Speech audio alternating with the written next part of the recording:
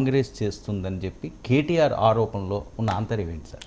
అంటే కేటీఆర్ ఆరోపణ చేయడానికి ఆయన 2 డైమెన్షన్స్ చెప్పాడు. ఒకటి, ఇటీవల జనవరి 22 సందర్భాన నల్గొండలో సంగారెడ్డిలో జరిగిన కొన్ని ఘటనలు ఆధారంగా చూడండి, మా హయాంలో మత సామరస్యంలో కలిపాం, కాంగ్రెస్ పార్టీ అది చేయలేకపోతుంది అని.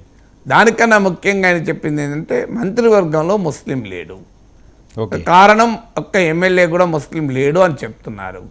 ఎమ్మెల్సీనిగా చేసి కూడా మంత్రిగా చేసి తర్వాత 6 నెలల లోపల ఎమ్మెల్సీ చేసే స్కోప్ ఉంటుంది.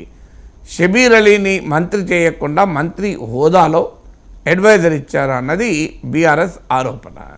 అంటే కాంగ్రెస్ పార్టీని అటాక్ చేస్తానికి ఒక బలమైన సామాజిక వర్గాన్ని కాంగ్రెస్కు దూరం కాకుండా చేయాలనే ఒక ఎత్తుగడలో భాగంగా కేటీఆర్ చేసిన విమర్శ.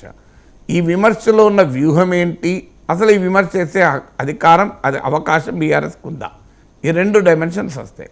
వ్యూహం ఏంటి అంటే తెలంగాణలో మోర్ దెన్ 12% ముస్లిం పాపులేషన్ ఉంటుంది. అందులో హైదరాబాద్లో కేంద్రీకృతమై ఉంటుంది, మిగతా వాళ్ళు జిల్లాల్లో ఉంటారు. అనేక నియోజకవర్గాల్లో వీరి ప్రభావం ఉంటుంది. తెలంగాణ వచ్చాక 2014లో కానీ 2018లో కానీ ప్రధానంగా బీఆర్ఎస్ వెనకాల ఈ ఓటు ర్యాలీ అయింది.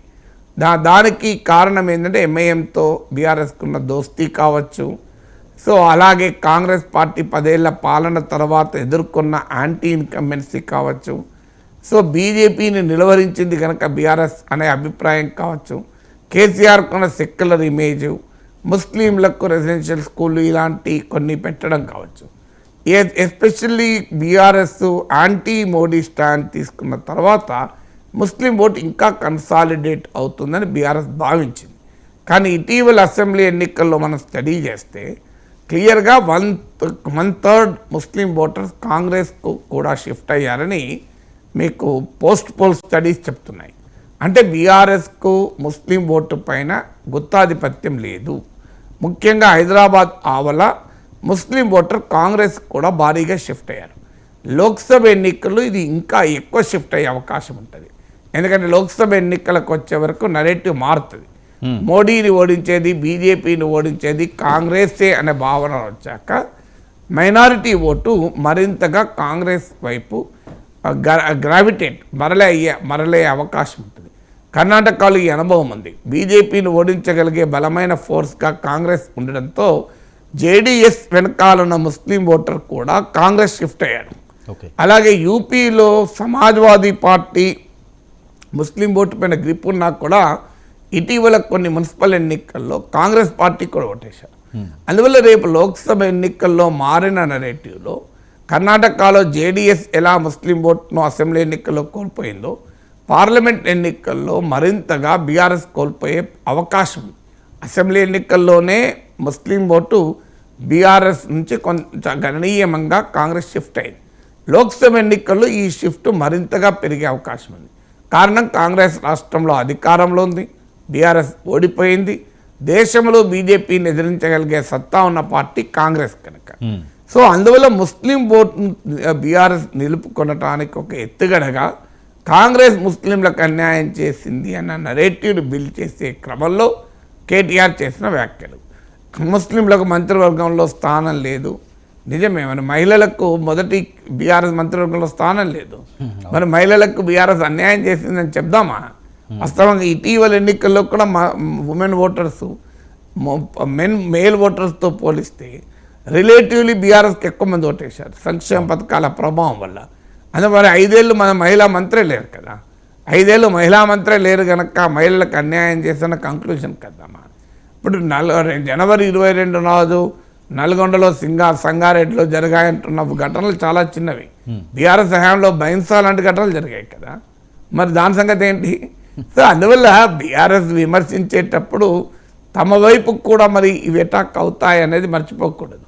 అవును సార్. మరొక విషయం, బీజేపీ కోసం పార్లమెంటు ఎన్నికల్లో కాంగ్రెస్ డమ్మీ అభ్యర్థులను పెడుతుంది, ఇది సాధ్యమా? కాంగ్రెస్ కోసం డమ్మీ అభ్యర్థి, బీజేపీ కోసం కాంగ్రెస్ డమ్మీ అభ్యర్థులు పెడితే దేశంలో పోరాడేది ఏదైనా పార్టీ. అవును. సో రేపు బీజేపీని ఎదుర్కోవడానికి దేశంలో ప్రధాన పార్టీ కాంగ్రెస్. కాంగ్రెస్ ఎందుకు డమ్మీ అభ్యర్థులు పెడుతుంది? అది కూడా రాష్ట్రంలో అధికారంలో ఉండగా. పోనీ రాష్ట్రంలో అధికారంలో లేనప్పుడు బీఆర్ఎస్ అధికారంలో ఉంది, బీఆర్ఎస్ని ఎదుర్కోవాలి. అందువల్ల బీజేపీ కొన్ని చోట్ల బలంగా ఉంటుంది, కాంగ్రెస్ కొన్ని చోట్ల బలంగా ఉంటుంది. ఏదో ఇద్దరు కూడా సీట్లు గెలుచుకోవడానికి వ్యూహాత్మక అండర్స్టాండింగ్కి వచ్చారు అంటే దానికైనా లాజిక్ ఉంటుంది.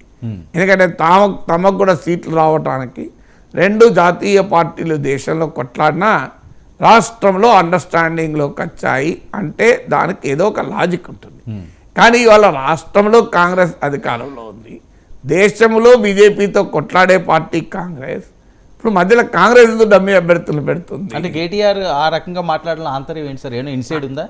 ఆంతర్యం ఏమీ లేదు. కాంగ్రెస్ బీఆర్ఎస్ బీజేపీ ఒక్కటే అన్న భావన అసెంబ్లీ ఎన్నికల్లో బీఆర్ఎస్ని దెబ్బతీసింది, బీజేపీని కూడా దెబ్బతీసింది. ప్రభుత్వ వ్యతిరేక ఓటు బీజేపీకి పోకుండా కాంగ్రెస్ వైపు వెళ్ళింది. బీజేపీని వ్యతిరేకించే ఓటర్లు బీఆర్ఎస్ వెనకాల ఉన్నా కూడా వాళ్ళు ఓటేయలేదు, ఎందుకంటే బీజేపీ బీఆర్ఎస్ ఒకటే అని. రేపు అసెంబ్లీ ఎన్నికల్లోనే ఇది జరిగితే జాతీయ ఎన్నికలకు వచ్చే వరకు బీజేపీ వర్సెస్ కాంగ్రెస్గా ఉంటుంది రాజకీయం. ఉన్నప్పుడు బీఆర్ఎస్ పాత్ర ప్రశ్నార్థకమవుతుంది. అంటే బీఆర్ఎస్ బీజేపీకి అనుకూలంగా ఉంది అన్న వాదన మరింతగా ప్రజలు నమ్మే అవకాశం ఉంటుంది. అది బీఆర్ఎస్ను పార్లమెంట్ ఎన్నికలు ఇంకా దెబ్బతీస్తుంది. ఎందుకంటే ఆ దెబ్బ తినకుండా ఉండేందుకు బీఆర్ఎస్ చెప్పదలుచుకున్న ఏంటంటే కాంగ్రెస్ బీజేపీ ఒక్కటే అని. సో అందుకే ఇప్పుడు ఆయన కేటీఆర్ అన్న మాటల్లో కాంగ్రెస్ ప్రభుత్వంలో ముస్లిం ఎందుకు లేడు అంటే ఆర్ఎస్ఎస్ మైండ్ సెట్ ఉన్న రేవంత్ రెడ్డి సీఎం ఉన్నాడు కనుక. సో రేవంత్ రెడ్డి ప్రాంతీయ పార్టీ నడుపుతలేడు, జాతీయ పార్టీ. అది కాంగ్రెస్ పార్టీ. కాంగ్రెస్ పార్టీ పోరాటం ఆర్ఎస్ఎస్ పైన, ఆర్ఎస్ఎస్ మైండ్ సెట్ పైన బీఆర్ఎస్ పోరాడుతుందా, కాంగ్రెస్ పోరాడుతుందా? బీఆర్ఎస్ ఏమంటే దుబ్బాక ఎన్నిక దాకా బీజేపీ ఒక్క మాట లేక మనకు తెలియదా? దుబ్బాక ఎన్నికలలో ఓడిపోయాకనే బీజేపీని అటాక్ మొదలుపెట్టారు. సో రేపు రాష్ట్రంలో ప్రధాన ప్రత్యర్థులైన కాంగ్రెస్ బీఆర్ఎస్ దేశంలో కలిసే అవకాశం లేదు. దేశంలో బీఆర్ఎస్ ఎవరితో కలుస్తుంది? కలిస్తే గెలిస్తే బీజేపీతోనే కదా. 2009లో టీడీపీ లెఫ్ట్ మహాకూటమిగా పోటీ చేసిన తర్వాత కూడా జాతీయ ఎన్నికల్లో బీజేపీ గెలుస్తుంది అన్న సూచనలు వస్తేనే కేసీఆర్ బీజేపీ వైపు వెళ్ళాడు. సూచనలే, అప్పటికి రిజల్ట్ రాలేదు. సో అందరికీ తెలుసు బీఆర్ఎస్ కలవడానికి స్కోప్ ఉంది, బీఆర్ఎస్ బీజేపీయే. అయితే ఈ మాట, ఈ భావన బీఆర్ఎస్ దెబ్బతీస్తుంది. దానికి కౌంటర్గా బీజేపీ కాంగ్రెస్ ఒక్కటే అని చెప్పాలి. దాన్ని చెప్పడానికి చూడు కృష్ణా నది ప్రాజెక్టు తీసుకుపోయి బీజేపీకి అప్పచెప్పారు. అలాగే చూడు ముస్లింలు లేరు, ఎందుకంటే బీజేపీ ప్రభుత్వాల్లో కూడా ముస్లింలు లేరు, మోడీ ప్రభుత్వంలో ముస్లింలు లేరు, అలాగే ఇక్కడ రేవంత్ ప్రభుత్వంలో ముస్లింలు లేరు అనేటువంటి ఒక విమర్శ. అందువల్ల ఈ బీజేపీ కాంగ్రెస్ ఒక్కటే అని చెప్పే క్రమంలో చేస్తున్నటువంటి విమర్శలు ఇదొకటి.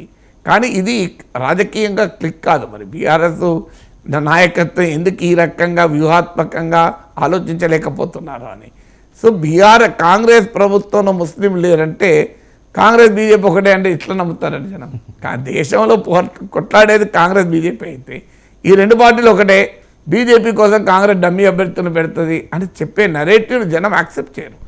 అంటే బీఆర్ఎస్కు బీజేపీకి సంబంధం లేదని చెప్పే క్రమంలో కాంగ్రెస్ బీజేపీ ఒకటే అనే ఆ వాదన తీసుకొస్తున్నారు. దానికన్నా బీఆర్ఎస్ లాభం ఏది ఏంటంటే మోడీ ప్రభుత్వ విధానాలపైన గట్టిగా పోరాడగలిగితే అప్పుడు బీఆర్ఎస్ క్రెడిబిలిటీ వస్తుంది.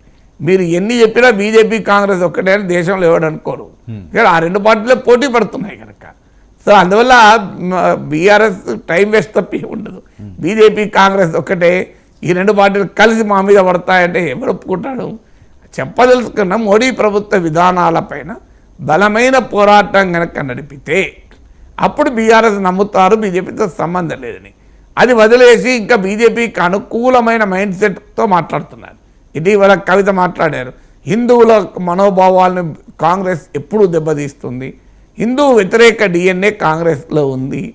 సో ఇలాంటి వ్యాఖ్యలు బీఆర్ఎస్ నాయకురాల కవిత చేస్తుంటే జనం బీఆర్ఎస్ బీజేపీ ఒకటే నమ్మకపోతే ఏం చేస్తారండి? సో ఒకవైపు మీరు దాదాపు ఒక బీజేపీ నాయకురాలు మాట్లాడిన రీతిలో మాట్లాడారు, హిందూ వ్యతిరేక డిఎన్ఏ కాంగ్రెస్లో ఉంది అని. అలా మాట్లాడేది బీజేపీ నాయకుల క్రిటిసిజం కదా, బీఆర్ఎస్ నాయకుల క్రిటిసిజం కాదు. అంటే ఒకవైపు బీజేపీ నాయకుల టోన్లో మాట్లాడుతూ మళ్ళీ మాకు బీజేపీతో సంబంధం లేదు, కాంగ్రెస్తో బీజేపీ సంబంధం అంటే జనం నమ్మరు కదా. అవును. అందువల్ల ఇప్పటికే మరి స్ట్రాటజీ ఉండాలి.